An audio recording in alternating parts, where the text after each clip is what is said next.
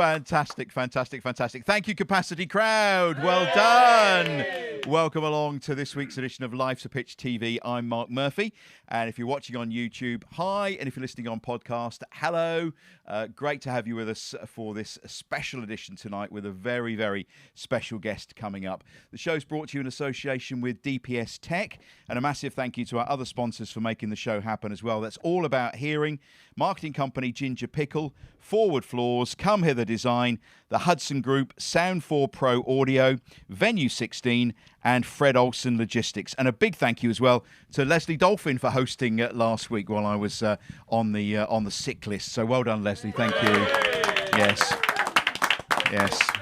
She's hovering just in case I can't make it. Let me introduce you to the team. It's former Ipswich and England skipper Terry Butcher. Former Ipswich and England international Russell Osborne. And Phil Ham from twtd.co.uk. Also, a big thank you to our technical team, John Parker, Richard Garrett and Mark Calver. Big round of applause for those guys, please, for making it happen. And thank you very much, Capacity Crowd, for coming out to see us tonight. Now, if you are watching on YouTube, don't forget to like and subscribe. It really does make a difference to us going forward. So please like and subscribe the channel. That's really good if you can. And don't forget, check out our new website, which is lifesapitch.tv, www.lifesapitch.tv. Tickets for our Christmas special on the 30th of November are on there. And also, we're live at the Dove in Ipswich on the 12th of October. Tickets there as well. Plus, we've got T-shirts, and look at this, everybody. We've got merch. Look at that. Look at that. Life's a Pitch mugs. As if there isn't enough of us already. Yes, but there we are. They're available on that, so do check it out if you want to find out more. Now, every week we have a special Ipswich Town guest who joins us on the world's biggest sofa, and we're going to get him up straight away this week. It's only FA Cup winning goal scorer Roger Osborne.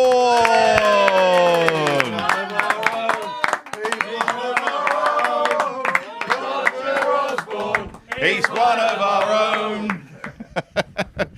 Good to see you, Rog. Thank you very much for joining us on the world's biggest sofa.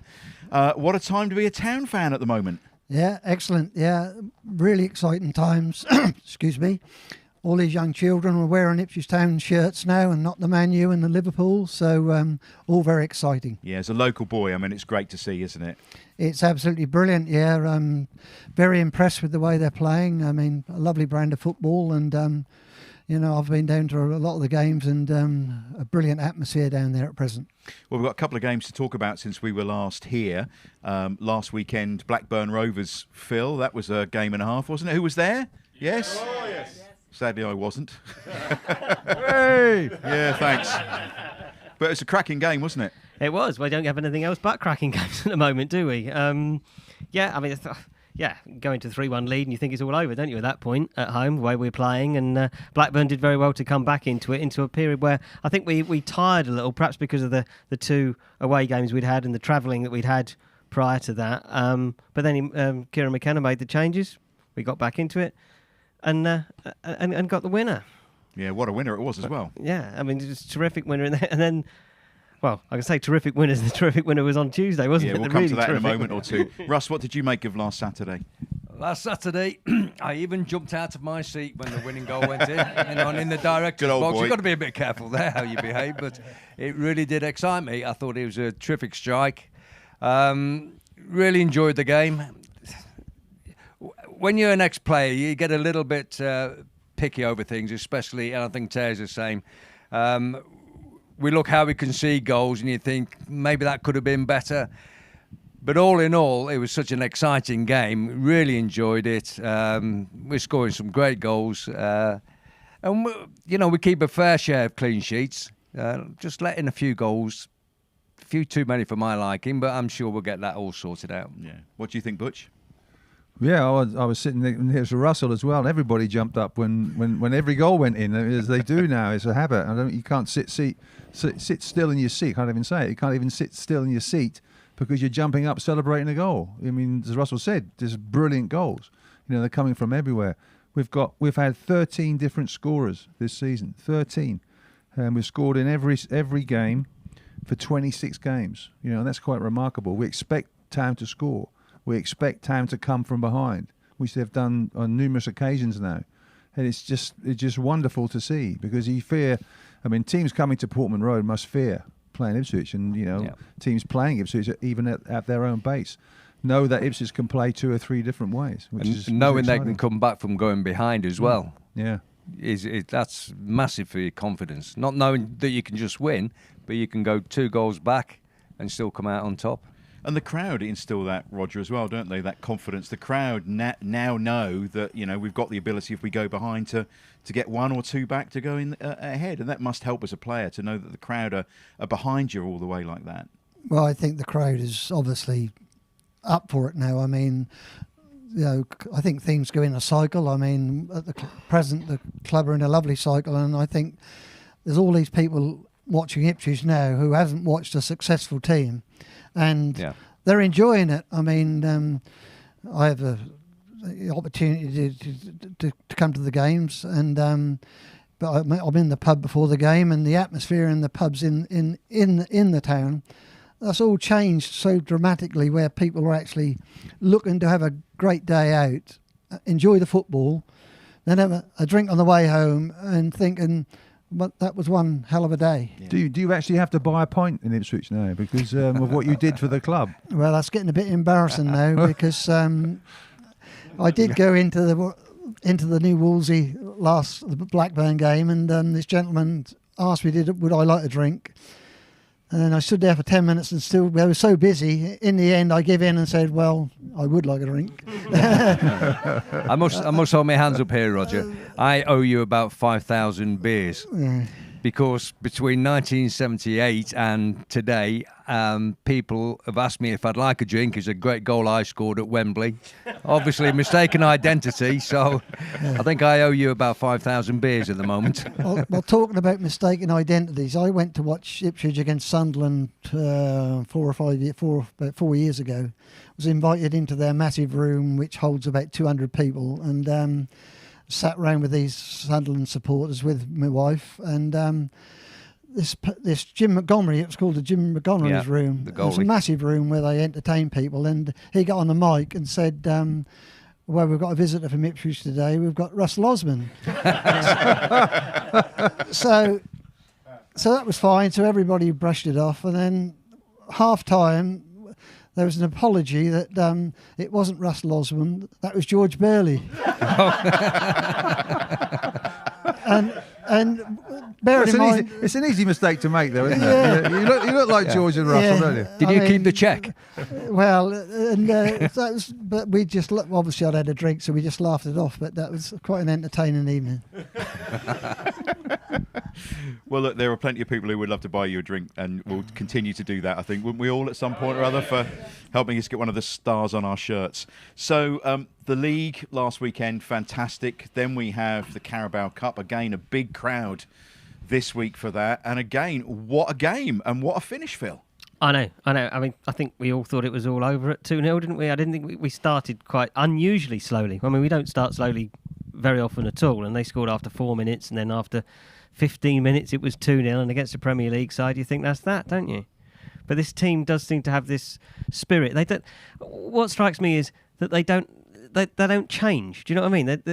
In the Blackburn game or the Leeds game or any of these matches where they've had a bit of adversity within the game, their approach remains exactly the same. There's no panic. There's nothing. It's just the same. They keep doing the same things. And actually, I didn't think they'd done much at all until Hutchinson scored that great goal from Marcus Harness's pass. But from there, they're just such a boost of confidence that we had Wolves pinned back in the box. And of course, the second goal came, and then you thought from there there's probably only going to be one winner from there. And then the second half, the terrific goal from Jack Taylor, which I think Is that because they just believe in the process, Terry? You'll understand that. The process that they go through on the training ground, that they work to, stick to it, it'll come right. And that's what McKenna tells them, I think. Stick with what we believe is the right way to go about winning the game. Whether you go 2 goals down early on, stick in there, and it'll all come good. I mean, when you do come back from being behind, it sort of sticks in your mind and in your body as well. You sort of feel, well, we've done it once. It may have been 6 months or how long ago, but we can do this. And I think getting the, say we were like 2-0 down against Cardiff and 2-0 down against who was it on Wednesday? Wolves. Was it on Wednesday? Wolves. Sorry, I'm trying to think what I'm going to say here, but when you score relatively quick after the other team has scored, like 8 minutes against Cardiff and I think 13 minutes against Wolves, then everything lifts and you can feel it, because 2-0 is not a great lead in football. You think it is, but it's not a great lead because it's the other next team goal, score, isn't it? Yeah. it's the next goal, the other team score, and they're right back in it. And I think the belief amongst the players is level-headed, as you say, Russell. But they do believe once they've done it, like they did against Cardiff, that it feels like they can do it again and again and again. So it's when we had this, when we were playing in our great teams, we had that feeling that we could give a team a goal or 2 goal start, and yet we had the capacity and the extra gear to get back into it. Do you think that, Roger? Yeah, obviously, like you say, it's a matter of belief, really. I mean, confidence is everything in football. Yeah. I mean, if you don't try things, then you don't do things. I mean, at present, you've got Ipswich Town players playing very well, but they're obviously trying to pick out the hard pass and the difficult cross, simply because they're full of confidence at present. And if you can get a team who are confident, who can work for each other, then you're doing a lot right, really. Yeah. What it does show is that the second 11 is very strong. There were some great performances there, and for the size of the squad now, if we have an injury, there's someone that can come in there. And you were talking earlier before we went on air today about the size of the squads that you had when you were playing, which was small. But now with the size of the squad that Ipswich Town have got, they've got quality players that can come in if they need to. Well, we saw George Edmondson play 90 minutes. Lee Evans, Dominic Ball, all put a very good shift in. And that is the quality of the reserves, as you say. Say reserves, that sounds wrong, doesn't it? The second 11. A very strong squad indeed. There wasn't a weakness there. You think that is a good 11 to go out and give Wolves a game. And Wolves bought on a few pounds worth of player late on, didn't they? They didn't really affect us. But it helps if you've got 5 substitutes. So in our era, it was 1. And Roger was normally the one, weren't you, Roger? I was either the one or the one who came off or the substitute. Well, either way, yeah. But Bobby Robson's got this thing, if we're winning 3-0, well, we might as well take Roger off because we're going to win anyway. Yeah. And if we lose 1-0, we might as well take him off anyway. So he was he trying to save you, was he? Trying to save your energy? Well, I think he just had the one card with 7 on. Probably. He was saving you for May 1978, Roger. That's what he was doing. Yeah. He had that in mind all the way along. We'll talk some more about Town a bit later on, but we want to also talk about your time at Ipswich, Roger. So how did the signing come about? How were you discovered? Well, it was mainly thanks to my brother David, really. I mean, David was only 18 and he was 17. He was a very good player, playing locally, and he played for the youth team. But I lived out at Otley, so he couldn't get into training on a Thursday evening. So I used to bring him in and sit watching. And I think what happened was we had a terrible injury list. Ipswich had a terrible injury list where I think Trevor Wymark had a bad injury and 1 or 2 others. And we were at the time were actually short of players. And Jeff Hammond, who I went to school with at Farlingay in Woodbridge, he was then playing for the Ipswich first team. And he suggested to the youth team coach that, and the reserve team coach that if I trained a few times, perhaps I could help them out with the reserves, which was quite ridiculous, really, because at the time I was only playing local football for Westerfield. But the interesting thing was, when I was playing for Westerfield, I was working on a building site, so I played for Westerfield at 3:00 on a Saturday afternoon. I played for Clark Demolition at 10:15 on a Sunday, and I played for Farlingay Old Boys on a Sunday afternoon at 2:00. So when I went to Ipswich, I honestly think that I was fitter than some of those players, simply because that's what I was doing. And so at the time of playing for the reserves. I was working on a building site. I used to get a call on a Friday afternoon just to say that could I meet up at 11 o'clock because we're playing Arsenal reserves at Highbury tomorrow. And so I'd turn up and we'd get on the coach and we'd go to Chelmsford and we had a steak. And I thought that was quite good, really, because I'd probably never had a steak up until then. And I was talking to Butch earlier, that's quite ridiculous to eat a steak 3 hours before a game anyway, but we all did anyway, so, and the other team probably did as well. And that's quite funny, really, because I only scored 9 goals in my career at Ipswich in the first team, but I think if I go back in the programmes, about my first 10 games for the reserves, I probably scored 5 goals, and I ended up scoring about 15 that season. So simply, and the story goes that, which I was talking to Butch earlier, I signed my first Ipswich Town contract in a gateway at Waldringfield. Ron Gray, the old chief scout, a magnificent man, a lovely person. Marvellous. Wonderful. He came to my workplace, and in the back of in the front of his car, he had a contract. And at the time, I was earning £25 on the building site, and Ipswich were paying me £15 for playing part-time football. And so when I looked at this contract, I thought it was brilliant. My first ever professional contract. £25 a week, £1 for a win, £2 for a win, £1 for a draw for the reserves. So signing the contract, all of a sudden I was £15 worse off. And to this day, I just wish there'd have been agents in those days. But I think that was a Bobby Robson contract, wasn't it? That was a Bobby Robson contract. He had this special contract for all the local players, where he probably earned half of what the other people who came from other clubs, but that's another thing, really. But I was obviously pleased to sign. So, anyway. sorry, Mark, how old were you when you signed for Ipswich? 21. 21. Yeah. So can I just check something? So you played on a Saturday afternoon.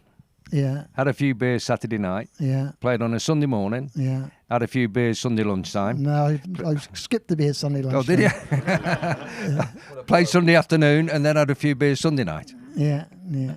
Perfect. Great weekend. Were there no clubs with floodlights? You could have played Sunday night or something like that? No. But that's funny because like my first Sunday morning, I played before I played for Clark Demolition. I played for another team up at Whitton, and we used to get my mates from Westfield used to play for them. And then the day I signed, they all left, and we used to get trounced about 10 and 12-0. And so when Farnley Old Boys came in for me, I thought, well, I'll go there. And we had a very, very good team. And that was excellent, really. Yeah. How did you feel when you signed that contract? What can you put into words how you felt at that point? It's very difficult because I'd never, ever, like some people say, like Butch probably when he was 10, probably dreamed of playing for Ipswich Town. But I never did.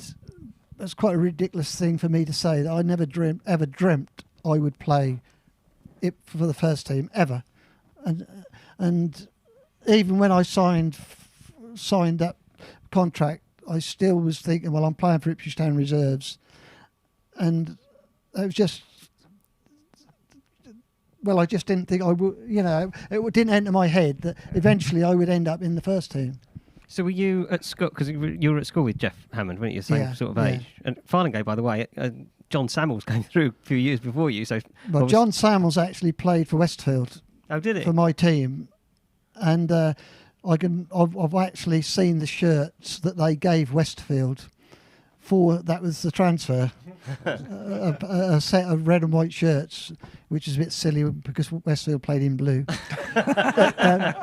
And because apparently, like, John Samuel's dad owned a pub at Grunsborough, but he didn't want his son to play for Grunsborough, and so he came and played for Westfield, but only for a very short period, really. So did you feel, because you were playing at the same time as Jeff Hammond, did you feel you were one of the best players at Farnley? Because obviously he was a player who came through earlier than you. No, because there was players like Jeff and I could name others, but I never ever played for Suffolk Schoolboys.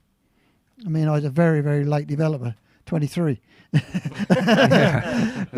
So And that's funny because when I was playing for Westfield, I went for trials for the Suffolk senior team, like the amateur team. And That's all right. You're allowed to knock that down. Pete disagreed with something there. And I went for 2 trials. The first time I went to hospital with concussion, with a clash of heads. And the second time I was hit in a rather unfortunate place and got carried off again. So I never did play for Suffolk. But so my actual amateur career was non-existent, really. I mean, I didn't even play at a decent level, because like a decent level would have been Stowmarket or Harwich or somebody like that, really. But was that a good grounding for you in terms of the physicality of the game, and obviously with your fitness as well? So Yeah, it was. I mean, I played at Portman Road when I was 18. Westfield played Hadley in the Senior Cup final, and I can remember scoring, and I can remember hitting the bar, and the ball come back off the bar, and that ended up in our net. And we also missed a penalty, but I can honestly say that was the biggest disappointment in my football life at the time, to actually lose that game. Because, I mean, it may sound strange, but amateur players don't go to bed early on a Thursday and Friday night. But I did at that time when I was 18, because I was so into football. And like people say, well, would you rather play now? Obviously because of the money. And I wouldn't want to play now, because like people say, well, you played 120 odd games for Ipswich first team, but I probably played 120 games for Ipswich reserves. So I played every week. And that was tough as well. Reserve League was tough. Yeah. I mean, I played against Graham Souness and Perryman and people like that when I was playing for Tottenham. And when I first played for Ipswich reserves, they used to think that we were just a load of country bumpkins because we'd never had a good reserve side. But within those 2 or 3 years of me joining, we had a very, very good reserve team, and it was really competitive.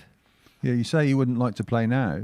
Well, you can't really, because you're 73. It'll be a bit of a struggle now, wouldn't it? Well, probably, yeah. Yeah.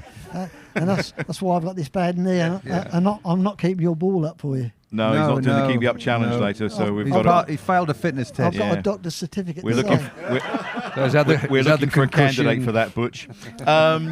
Who were the big players when you arrived at town? Then who were the ones that you looked up to? Who was there? Colin Viljoen was the best player at the club when I first came in '71, and obviously shortly after, Alan Hunter came into the club. Jimmy Robertson was a funny one, because he was a very, very good player, but obviously he was on the way down.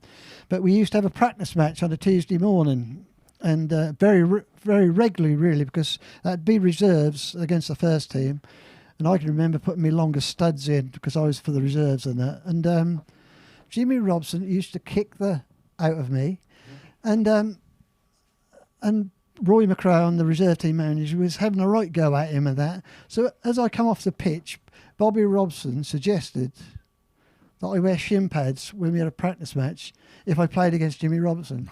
He weren't going to tell Jimmy Robertson not to kick me. Because if you go back far enough into the early 70s, the professional first team players wouldn't mix with the reserves. It was as if they were the first team and you were the reserves. But then Bobby was trying to get it competitive. But and it was very competitive on a Tuesday morning. Yeah. Practice matches were. Yeah, we had plenty of those in our early days, and the reserves normally did quite well against the first team. I don't know what that was like in your day. Yeah, they were. I mean, and like the one thing that was consistent in a practice match was Walkie always scored. And was he playing centre back or was he playing midfield at that time? I can't really remember now. I mean, but it didn't matter where he played. He always scored. There always used to be a fight as well, didn't there? Yeah. Nearly always there was somebody, usually Hunter. Yeah. I can remember Clive Woods up in the gym, framed up to Ian Collard, and Woodsy went like this, and Ian Collard just went like that. And then it was all over nothing as well, but like that happened 2 or 3 times, within my career, where like I can remember down at Shotley where Ian Collard got Jimmy Robertson on the ground, was going to punch him, and people had to tear them apart. But in a way, you need that. Well, you don't need that, but you need people to care, really. And they said, that was how it was, really. Of course, the culmination of your career was Wembley, but there was a lot of games that you played before that. Few after Wembley, unfortunately, but before that, what were some of the memorable matches that you took part in before '78? There was a lot of European football, for instance, wasn't there? Yeah, but league-wise, I like playing against Arsenal. We seem to have one over on Arsenal. And when I was 16, Alan Ball was one of the best players in the world. In the World Cup, he was outstanding. And I marked him when he played for Arsenal. And I think we were winning 2-0, and I was Robson told me to man mark him. And we were winning 2-0, and Alan Ball had a right go at me. He said, "You're winning 2-0. Why don't you off and go and play football?" Did he have a speech impediment? Yeah, off. And like Bobby Robson said after the game, "Oh, if Alan Ball went to the toilet, I'd have went with him." But that's beside the point. But to think that was one of the most enjoyable games simply because I was playing against somebody who'd won the World Cup. So was that a sort of inkling of what you could do, sort of man for man? Because you then marked, after I think that you marked Johan Cruyff man for man. Yeah, it's a strange. Well, one thing I will say, like I can remember walking into Bobby Robson's office and John Lyall was in there for some reason, and Bobby Robson said to John Lyall, the reason Roger could do that is because he can concentrate and he won't all of a sudden think he's a good player. That's a bit of a backhanded compliment, wasn't it? And to be fair, but you say that and laugh about that, but all through my career, I never thought I was a good player. I was always, very rarely come off the pitch and think I played well. All through my career, I was like that. But you did your job, Roger, yeah, didn't you? You knew your job and you did your job. Yeah, but in my career as a whole, that's how I played football. Like Alan Hunter used to have a right go at me and say, "Look, Roger..." Join the club. Surprise, surprise. Yeah, Alan Hunter had a right go at me, say, "Look, you need to actually respect yourself and think that you're a good player." But that wasn't the way I was, really. So I demanded more of myself every game because I was told a story to Terry earlier. Ron Gray had this little thing he used to say about watching this player. This player couldn't run, he couldn't tackle, he couldn't header a ball. He said, "But he's a good little player." And I thought, bloody hell, Ron, you're describing me. Because,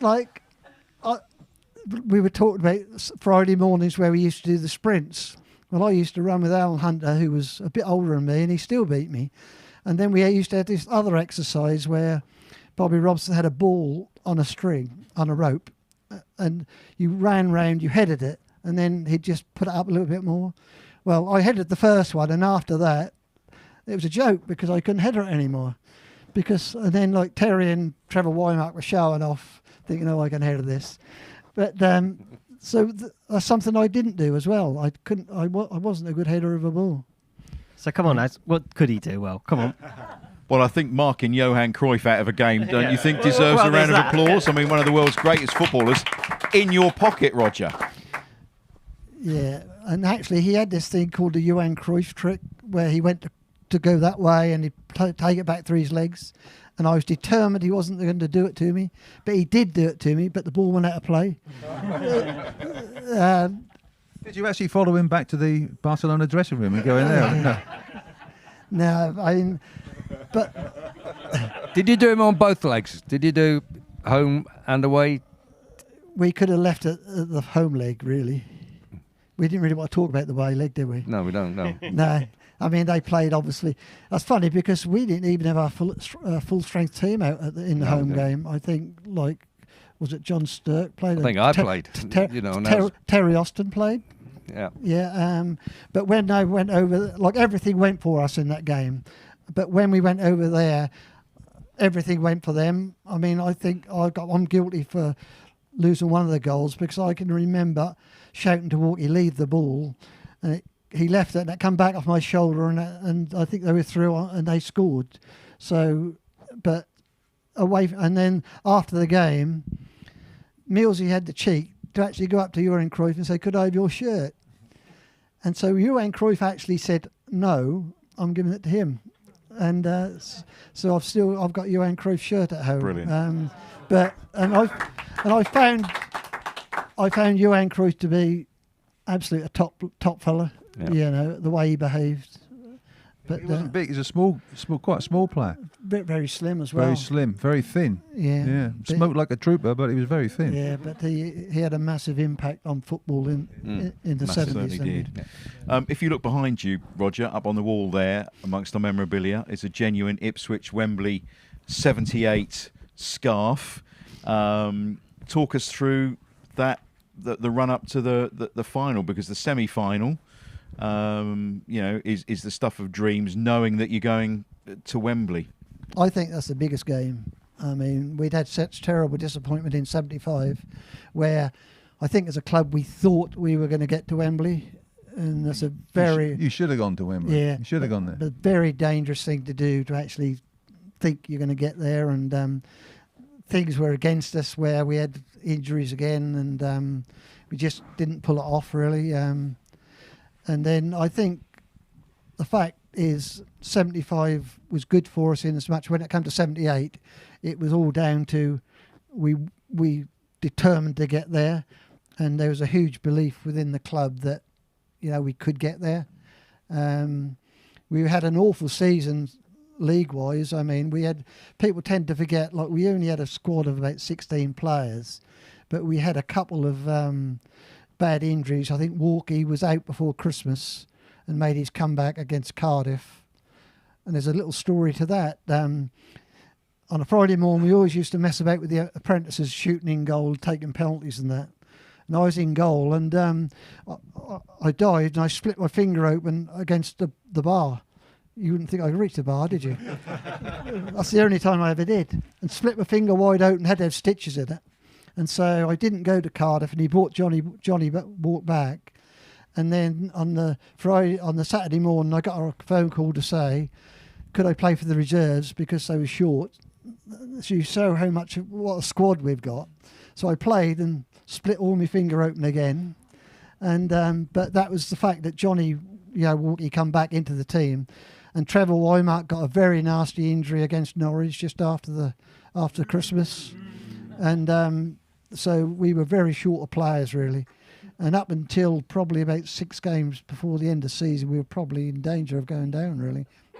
We were under right pressure over Easter, where we got a couple of good results. But and then, obviously, the semi-final was that's the best game to win, because for the next 3 or 4 weeks, it's a brilliant part of your life, because you're walking in Ipswich and everybody's really up for it and trying to get tickets. And I've got obviously everybody knows I've got a massive family. You had a whole stand, didn't you, of tickets? Well, almost. I've got 12 brothers and sisters, and then I've got people down at Cornwall and Birmingham and everywhere. And so it was, in the end, I got the tickets for them. And then the big story was we played Aston Villa 7 days before the cup final, and it was Say no more. it was it still hurts really, because I found some old newspapers relating to that where Paul Mariner and Brian Talbot had written in the papers that Bobby should name his team to put people out of their misery. Well, he never really did, but we done certain things within the week that because the story goes that we obviously lost 6-1 6-1 to Villa, and it could have been a lot more. And it's probably the first time in Ipswich Town history where the Ipswich Town players haven't given 100%, and it wasn't down to the fact not all down to the fact that they left me out, because Colin Viljoen was a brilliant player, but the fact is he was moving Johnny Walk and Brian Talbot as well. Yeah. And so he was not only changing one player for another, but he was actually changing the system that we'd work. And bearing in mind, I'd probably played about the 10 or 12 games before the cup final. So if you can imagine, I've got tickets for about 60 family, and I'm sitting in the Villa dressing room, and I hadn't got an inkling that this was going to happen. Yeah. Nobody had. And he's more or less just read out the team at 2:00, and what do you do? I mean, I substitute, but I mean we lost 6-1, but he didn't bring me on because he probably thought, well, the situation's bad enough as it is. didn't want to lose 10-1. Yeah. Well, I played in the game. Yeah. I played in the game. Dave Geddes played in the game.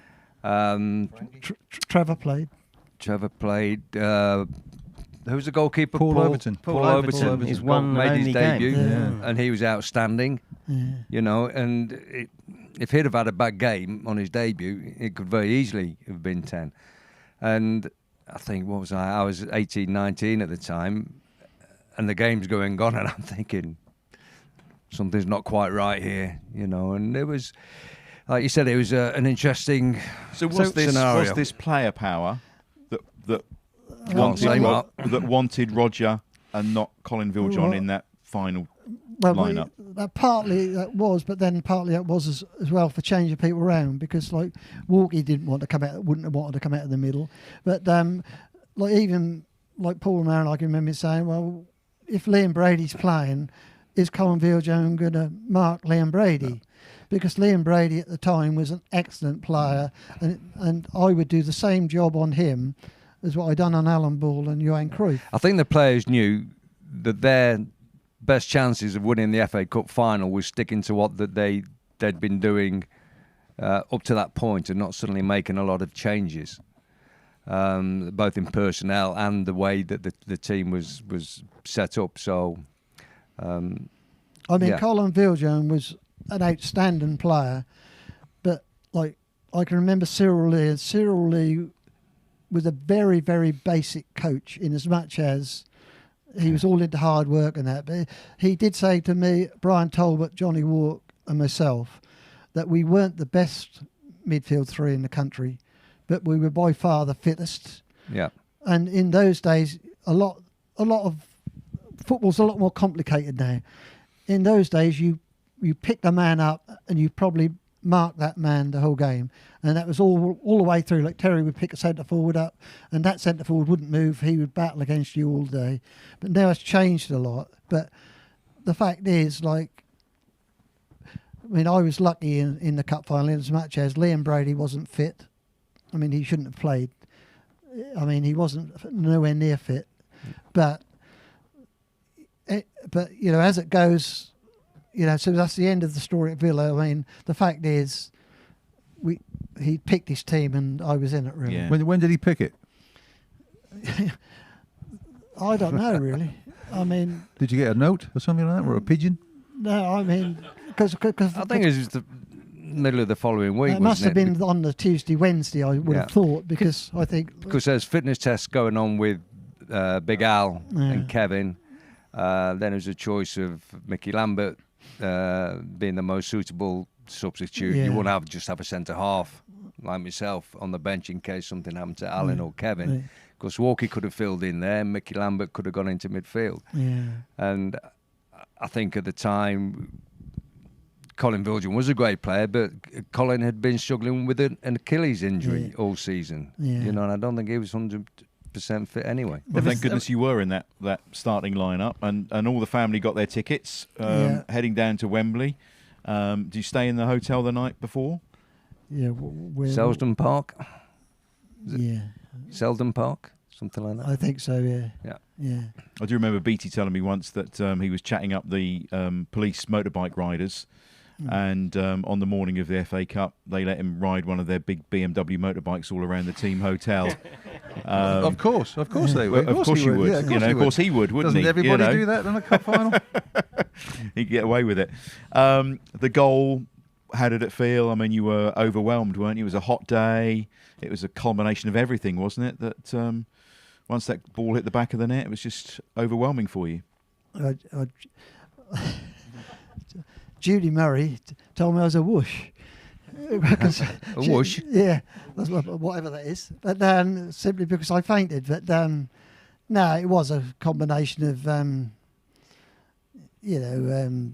that was a very warm day and the pitch was quite thin, and that was just the shock and, well, probably the shock of scoring, really. I mean, with your left foot. I think half the Ipswich crowd fainted as well. And he scored with your left foot as well. I couldn't believe it.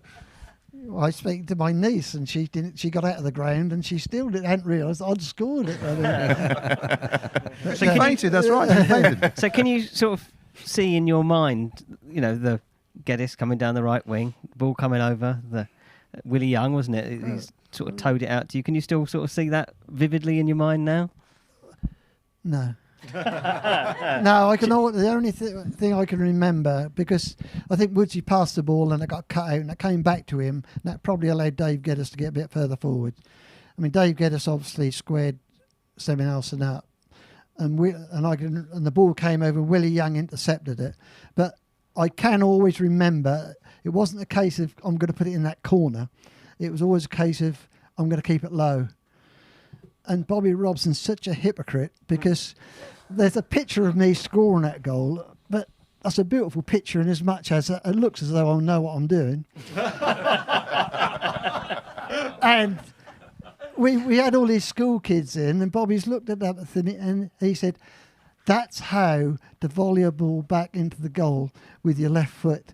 And I thought, I've only ever kicked the ball with my left foot once in my life.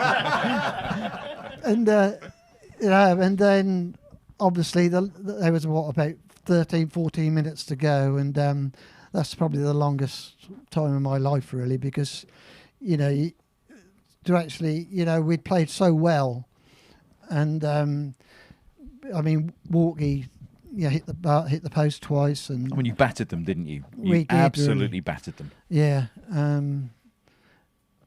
unbelievable, really. I mean, because they were a good side, but we just got on top of them and kept on top of them, really. What was it like? Sorry, what was it like in the dressing room afterwards? Because you only have these moments, sort of once, twice in your life, where you're you win trophies, major trophies, and you can then celebrate with your mates, with the teammates. Yeah. I mean, talk me through that. All right, then. You talk me through the UEFA Cup then. Exactly. Surely that must have been similar. No, we were abroad. We weren't at Wembley. I mean, to win at Wembley is just the FA Cup is, as you say, it's really special, and what we did was very nice. But I don't. that'll stand in our mind. To be fair, you probably can't explain it really, because you're so full of joy that how do you explain it? I mean, you just done something which is just given so much joy to people. I mean, and that's so difficult to explain, really. I mean, But you remember hard the to trip believe, home? was it? it's not so hard. Well, not so hard to believe, but to actually think that we had done it. Ipswich had actually won the FA Cup. Because the FA Cup when I was younger was probably the only thing we ever saw on television. I mean, because that was huge in those days. I mean, that's obviously, if Ipswich won the FA Cup now, it would be absolutely brilliant. But whether that would have the same effect as it had then, I don't know, really. I mean, Well, we had John Motson at the hotel in the morning, and the TV crew was at the hotel all morning. Then the TV crew would get on the coach and follow you down there and follow your every movement that day. And the FA Cup final TV show started at maybe 12 o'clock and went all the way through till It was till the 6 in day that evening. Delia was in Christchurch Park with the multicoloured swap shop wearing her blue and white rosette. You've all seen the picture, you know. So Delia is a tractor girl, really. Well, there she goes. Yeah, that was all with you know, the swap shop on the road in Christchurch Park. I remember watching that on the day of that, and the pictures on the coach were incredible, weren't they? It was just fly on the wall stuff. Yeah. But having the banquet after the game in London, I mean, people say, "Well, did you get drunk?" I mean, you were drunk. Did you manage to recover after being taken off and all that sort of thing? You managed to recover. Just managed. Yeah, good. But you didn't. If you've just won the FA Cup, you don't need a drink. Yeah. I mean, you don't need it. I mean, and quite a funny little story. Like the next morning, we stayed in the hotel. Obviously, had to drive back to Ipswich in the morning, and there's a knock on the door, and Bobby Robson stood there with a tray with a cup of tea on, and he wanted a picture of serving me tea in bed. And the fact is, my wife was in bed with me, so she had to actually go into the bathroom while Bobby Robson's making out he served me with a cup of tea. And I thought, well, I'd much rather you had paid me a bit more in my career rather than make me a cup of tea. The scenes coming back, though, as Russell alluded to a few moments ago, were incredible, weren't they? And the Cornhill, just stuff of dreams.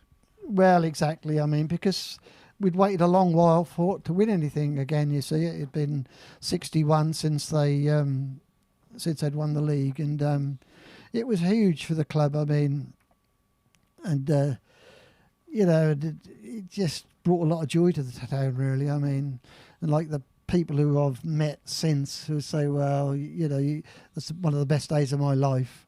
And if you've followed a team for 20, 30 years, then that probably would be. Well, let's ask someone who was there. Melvin's here. He's got his FA Cup final ticket. Come up to our microphone, Melvin. And there's a special story about this ticket, because I've seen it, and it actually comes... Okay, I'll let you tell the story. I might be thrown out. Roger, lovely to meet you. As you know... I do. Sorry, a bit nearer. As you know, on that day or prior to that day, getting tickets were, you know, incredibly difficult. 4 of my great footballing mates wanted to come. We managed to get one ticket for one of them.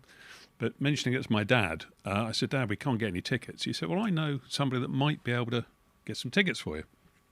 Okay, Dad. Very kind. A couple of days later, he said, how many do you want? I said, well, 4, you know, my late great mate, Derek Bradbury, and 2 others. And he said, right, we might be lucky.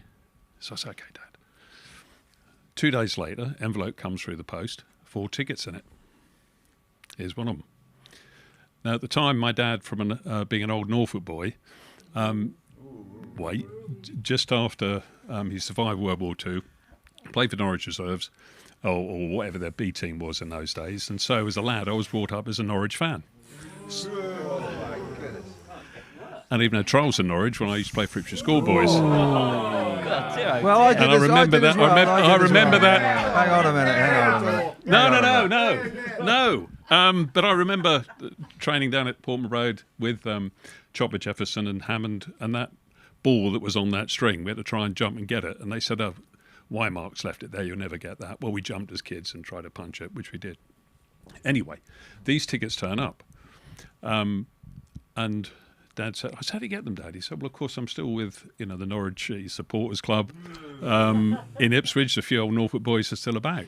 So on the back of this ticket, it's got a stamp, Norwich City Football Club. Because I guess clubs all had allocations, didn't they? They did, and Dad got 4. So they were free. The price on here is £2.50. £2.50. So we all went down, had a great day. Part of the deal with my 3 mates were we were going to treat Dad and Mum to a dinner out, which we did. In those days, it was the usual prawn cocktail, steak and chips. Black Forest. Sounds like what they had before a game, actually. Yeah. And it was great fun. So if it wasn't for Norwich City, I wouldn't have been there. And nor would 3 of my mates. So I've kept this. On the back, you can see it. There you go. Let's have a look at that. Yeah, I know. Good girl. Anyway, thank you for the story, Roger. Thank you. Brilliant. Melvin, thank you very much. We're going to have to rattle through because we're running ahead of schedule again, as always. You didn't play for Ipswich much after that cup final, did you? No, I wasn't really a doubt for the cup final, but I had a bad knee, and I then had the summer off, thinking that was going to get better, and then I had to have an operation on my cartilage, and it was a particularly bad operation. I mean, I spent 10 days in hospital with all bandages around my knee and blood seeping through it. So, it turned out to be a nightmare, really, and it took me a long while to recover from that. And so I was struggling for my fitness. And in the meantime,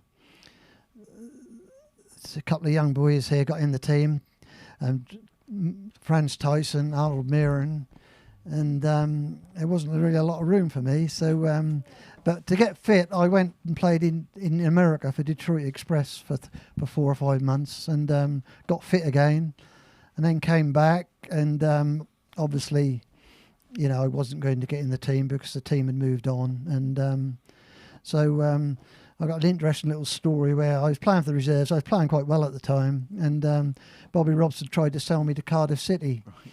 And so Richie Morgan, the Cardiff manager, was down, and I knew they were there watching, and I played the game, and after the game I shot off home thinking I'm not going to sign for Cardiff City, and got a phone call from Bobby Robson to say you need to come back to the ground. And so I went back to the ground, and Bobby sold me to Cardiff City for 70,000, and then the Cardiff manager was left alone in the room, and I said to him, really, my knee is not quite right. I don't really think I don't think you really ought to sign me. And he said, well, thanks very much for that. Bobby was bloody furious. And so that didn't happen. But then a few months later, I went to Colchester for 25,000. Bobby weren't happy. And I thoroughly enjoyed 5 years at Colchester. A nice little club, and we played on a Friday night, so we could get the weekend off. And for the first 2 or 3 seasons, I thoroughly enjoyed that. And by the way, you say your knee was... You played more than 200 games for Colchester, so you could still play a bit. Yeah, I mean, obviously, like people say, what was it like to play for Ipswich Town first team? Well, like Butch and Russell both say, for the first 20 minutes of a first team game, you're actually struggling for breath, aren't you? Because the pace is so quick. I mean, simply because that is high level sport. But you've also got to remember that for someone as me who is not capable of playing at that level unless I'm playing very well, like if I had a bad game, then Bobby Robson would obviously drop me. But like if Butch had a bad game, he'd probably give him another chance. But so I had to play, well all the time. But obviously, when I went to Colchester, I was one of the better players and was able to probably enjoy my football a bit more, really. Well, look, you've done a fantastic job for Ipswich Town, putting one of those stars on our shirts. We've got some questions from our socials in a moment, but for now, Roger Osborne, fantastic, Rog, brilliant, absolutely brilliant.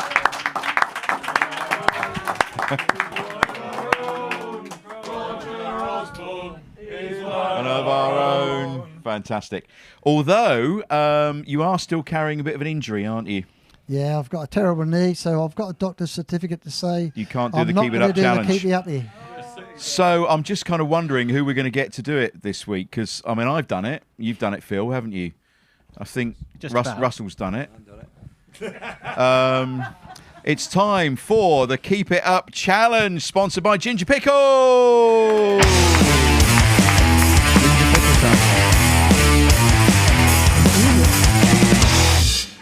Well, I have a ball here, and I can't actually believe I'm doing this because I'm going to get in serious trouble looking at his face already.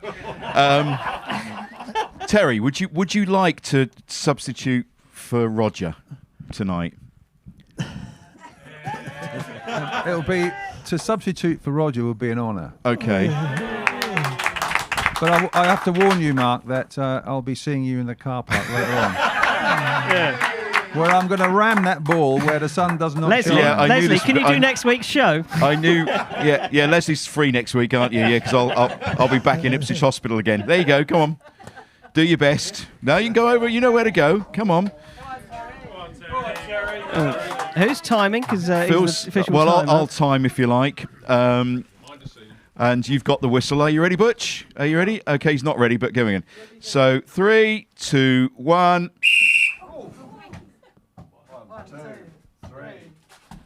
Oh!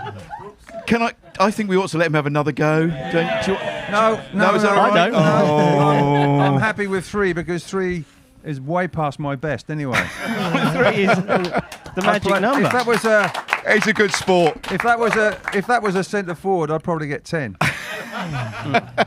Do you sort of do clearances? Do a clearance, the clear it out Well, challenge? the area's not big enough for me. I mean, I Yeah. need a much bigger area than that. I need longer legs as well. No, bless you. You did that without any I found warning the and no same. practice.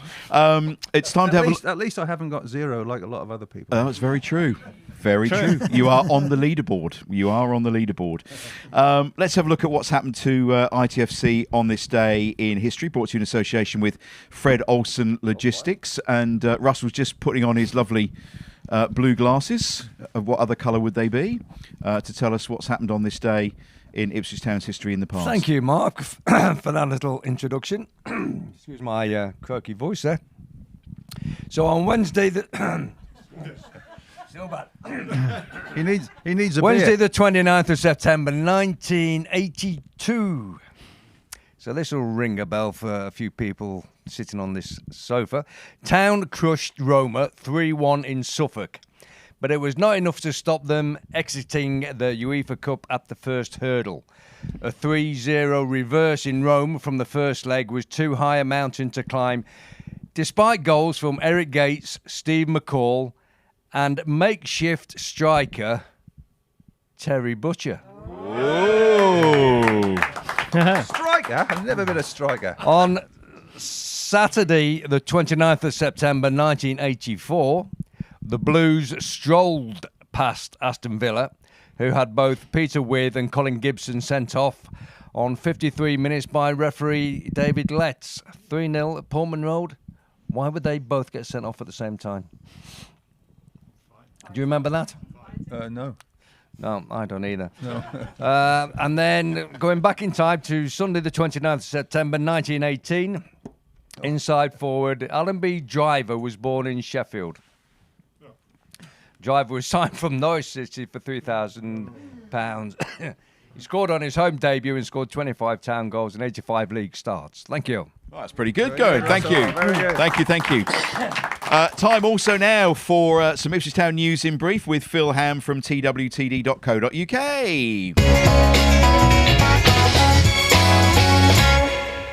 What have you got for us, Phil? Well, obviously, the big news is the progress in the Carabao Cup. First time we've made the 4th round for 13 years. Fulham at home. I think that's a good draw. I think we all see that as one that we can progress on further and maybe draw a bigger, even bigger Premier League name. So I think everyone's quite happy with like that the draw. Man City, really. I think I don't know about you lot, but like They're out, aren't they? next round maybe. Yeah, well, I think Man United. I think is the obvious one with Kieran McKenna's connections, and Jack Taylor, for his fantastic goal, has been nominated for Player of the Round. So, and I think you can vote on that if you look on social media. You can vote for him for that award. And of course, the big news going into tomorrow's game is Sam Morsey suspended for reaching 5 bookings, which pretty quick. Have either of you two managed 5 bookings that quickly in a season? Yes. Yes, I thought you probably had. Yeah. So we're thinking Evans to start in his place. Does that seem the obvious replacement? Yeah, I think so. But Dominic Ball can play there in the middle there. I think you'll probably get the last half an hour because obviously Lee Evans played the full game the other Well, night. both played Both 90 played, minutes, yeah. didn't they? Yeah, The other so I night, think so probably that makes it a bit. I think Lee Evans is the automatic. And probably the Solution, captain as really, well.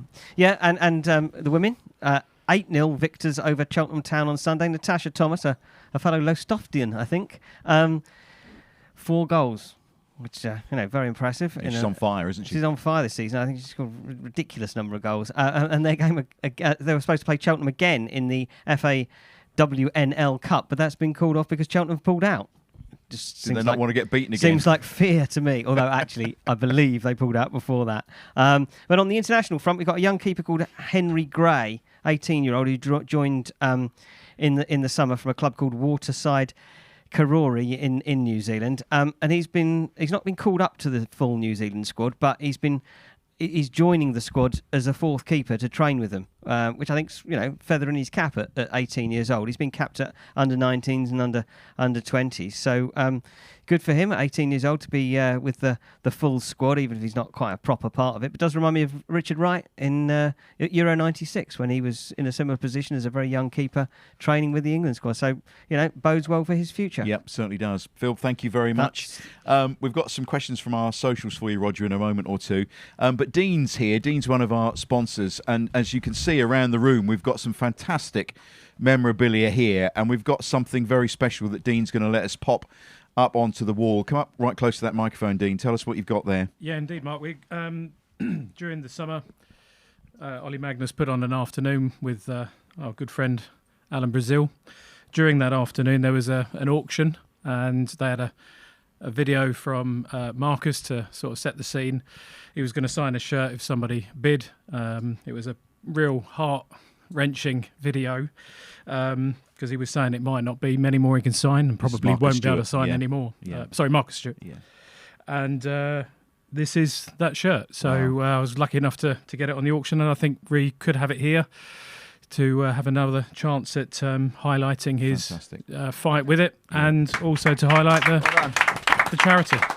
So put up with everybody else. We've got a free coat peg. We'll put that up there in a little while. But you were saying he's struggling to sign now, is he? Yeah, and he was saying that it's probably the last shirt he may sign because he's starting to lose some of those movements in his hands. So we're all thinking of him and sending him lots of healing hugs and support. But thank you, and that will proudly go just above my head up here for the next show. And if it raises awareness of his charity that he's doing a lot of work Derby with, Rimmer.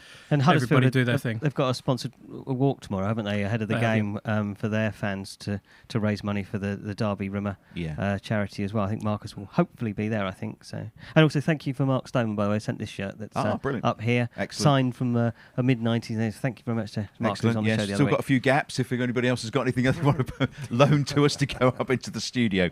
Right, Roger, some quick questions from our socials. Nick's been in touch. Really looking forward to hearing you on Life's a Pitch. Roger's a top man, had many years in his company whilst playing Sunday morning football at the sports club and watching Westerfield. And you're passionate about Westerfield, aren't you, even to this day?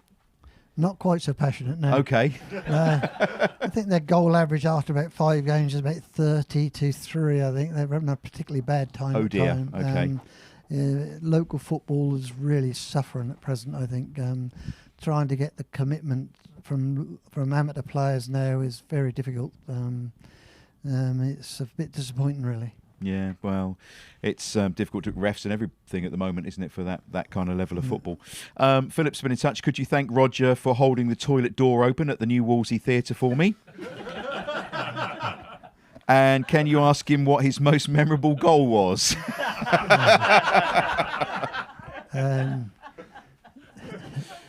Is there an answer to that? I think we know the answer to that one.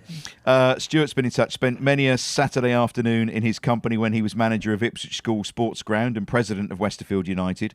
Also put on a Town Legends evening a few years back that I compared. Terry was there, and I think Trevor Wymark was there as well, wasn't he? Yeah, Trevor was there. Fantastic evening. A truly humble man, and you are a true legend to the club, he says. Kevin's been in touch. Noticed Roger in the pub the other day. Just before one of the games, I said to my son, he's the man that won us the FA Cup. There we go. There can't be a day that someone doesn't mention it to you, can there?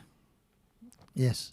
Oh, is there? Well, when you don't go out, when you're ill. But I mean, it was today. I worked at the sports club for years. I mean, because there's very few people. You have to be a certain age to actually recognise me, don't you? I mean, I'm of a certain age. It's 50 years ago, Christ, so it's so long ago. I mean, you get Grandad saying to this little boy, do you know who he is? And I thought, well, it'd be a pretty good guess, wouldn't he, a little boy? I mean, that's why there's Google. That's why you have. You just say, look at me at Google. Yeah. But you must have people come up to you all the time, don't you?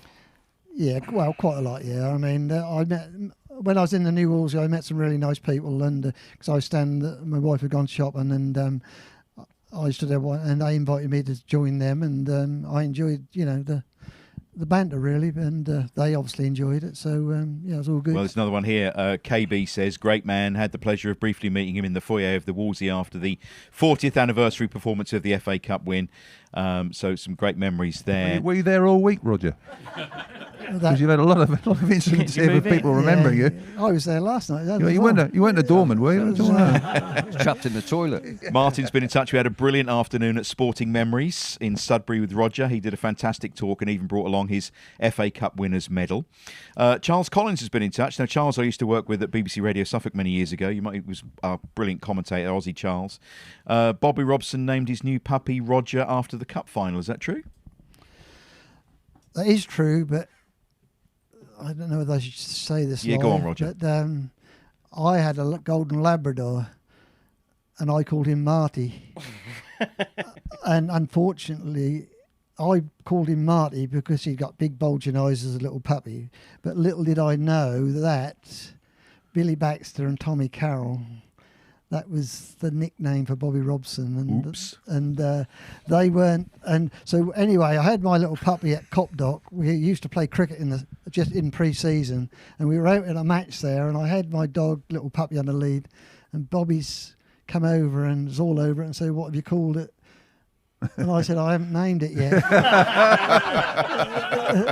It was named as Marty Feldman, wasn't it? The comedian, with the big eyes. But that wasn't anything you'd actually repeat in front of him, I can assure you. I think it was Steve Stacey who claims that it was him who came up with that nickname, I think.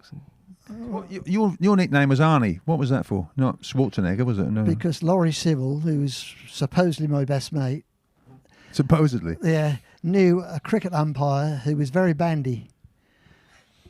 And I've got a claim to that as well. So that was why Laurie called me Arnie Shufflebottom, I think.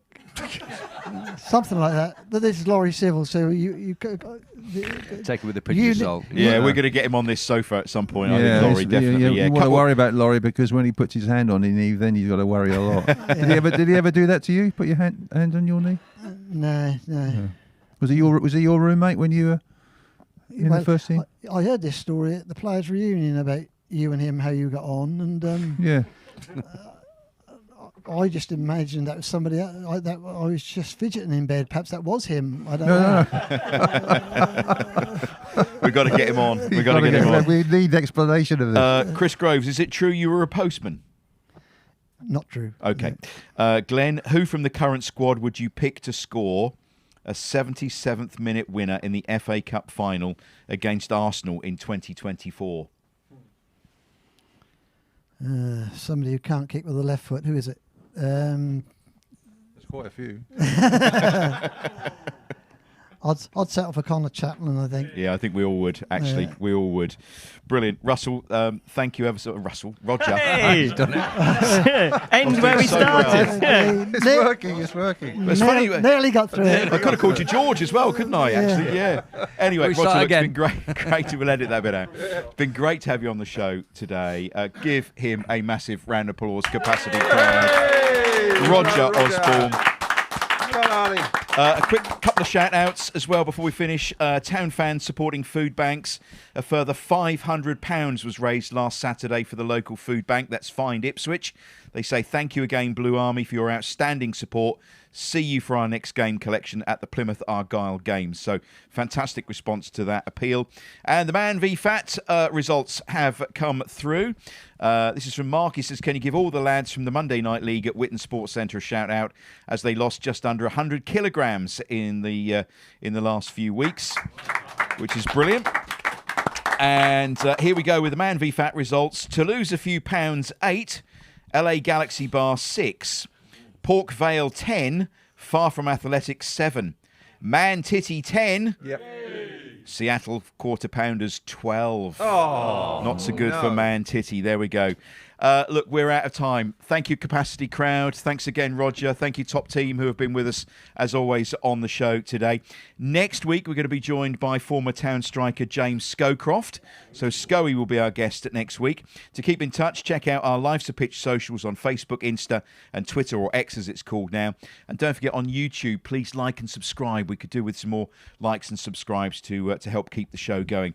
And don't forget our website as well, lifesapitch.tv, where you can get tickets for our Christmas special at the end of November and our trip to the Dove. And also you can get mugs and T-shirts of Life's a Pitch and everything as well.